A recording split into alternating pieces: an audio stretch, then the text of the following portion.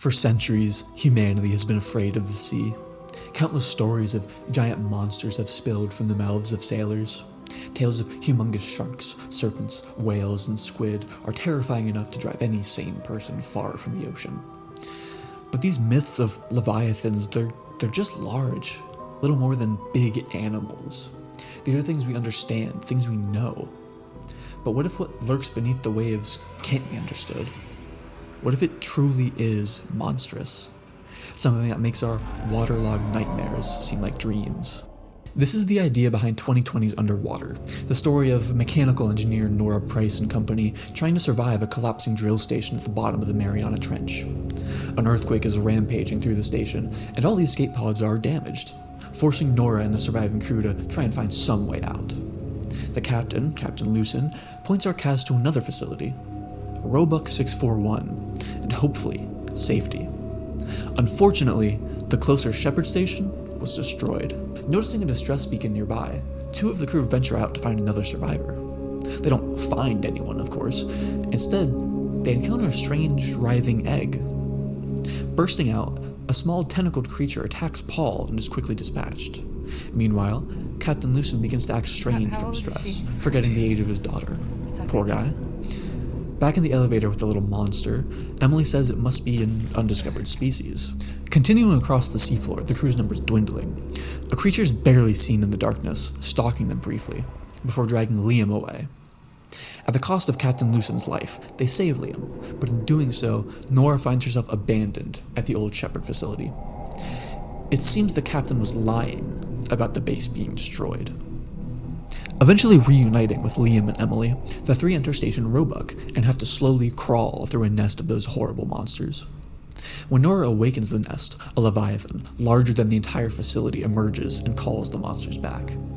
Fleeing, the trio is met with only 2 working escape pods. Nora sends the other 2 to the surface and overloads the rig's reactor to stop the monsters from reaching the pods, sacrificing herself in the process. During the end credits, we discover that TN Industries, the company behind the stations, will drill again. Written by H.P. Lovecraft, The Call of Cthulhu is a story that, save for its similar kaiju, seems very different to the movie I just described. On first viewing, Underwater feels like a natural disaster movie with a few monsters thrown in to scare the audience. There's rarely a moment of calm. The Call of Cthulhu, on the other hand, is the slow story of an investigator discovering the secret goings-on of a cult trying to reawaken a dead god beneath the ocean. A god that, when awakened, would bring ruin to mankind. I mean, Lovecraft's story doesn't even explore anything underwater. Trying to link the movie to his work seems like a stretch at best. But what if I told you that beneath the surface of Underwater lies the conspiracy of a powerful cult that raises an aquatic god from its slumber, only to set out to do it again? What if I told you that Underwater was a modern reawakening of Cthulhu? And I don't mean that figuratively. Just like Lovecraft, Underwater preys on the audience's fear of the unknown. Where Lovecraft used a written medium, letting the reader themselves construct the horror, Underwater doesn't have that luxury. As an audiovisual medium, the film needs to get creative with what it shows you, and with what it refuses to. The lighting, or rather the lack thereof, is how the movie makes you fear that which you can't understand. See, in low-light environments, the human eye dilates to capture more light. Despite this, though, we still hallucinate what we see. Or rather, we hallucinate what we don't. Our brains piece together specks of light into dancing shapes that aren't really there.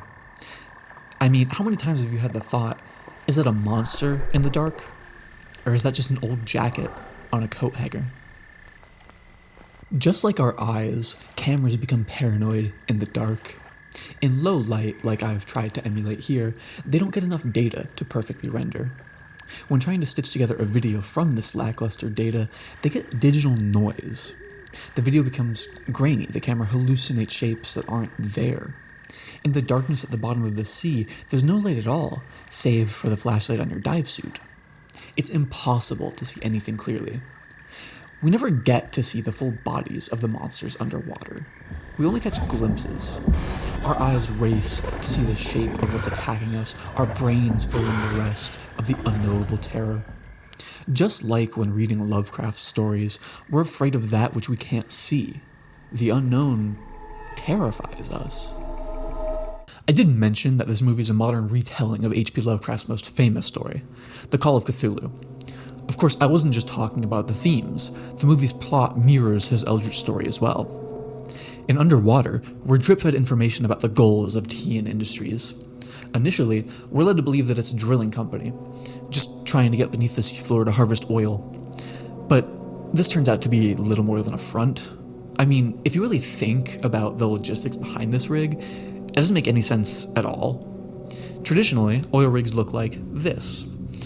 The portion that the crew live and work rests above water, while the drill, the only part they actually need below the surface, descends to whatever depth they need. But TN Industries has built this intricate and volatile station at the bottom of the Mariana Trench. Why do all this for oil? Surely it'd be cheaper to use a traditional drilling platform, and why does the Roebuck have an automated voice that sounds like it's speaking to tourists?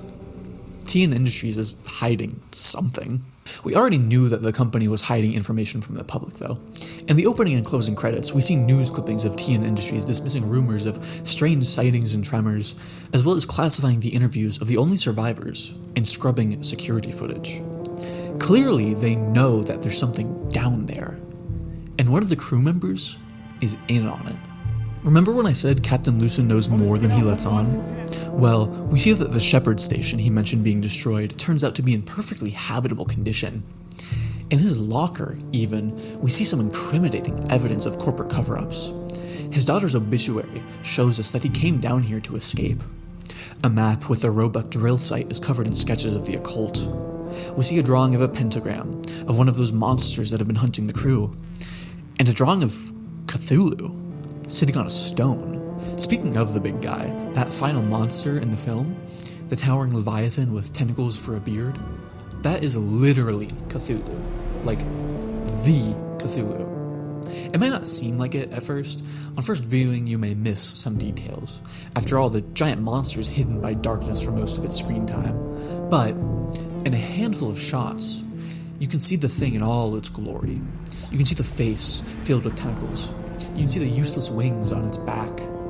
In the explosion scene especially, it looks just like the Eldritch God.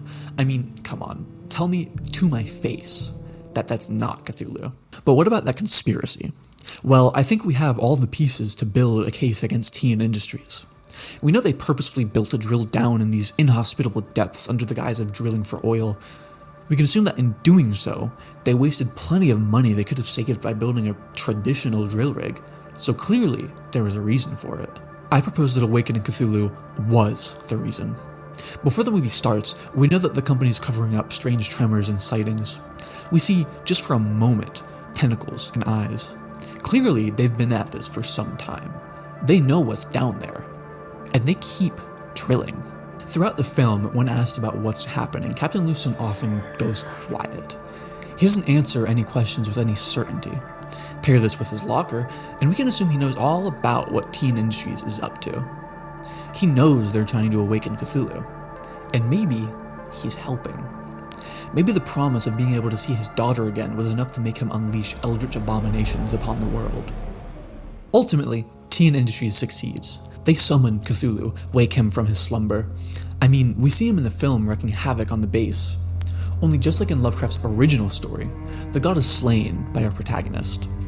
Back in the 1920s, it was a boat that took him out. In 2050, it's a nuclear detonation. But nothing ever really kills Cthulhu, not for long. Cultists will wait for the stars to align again.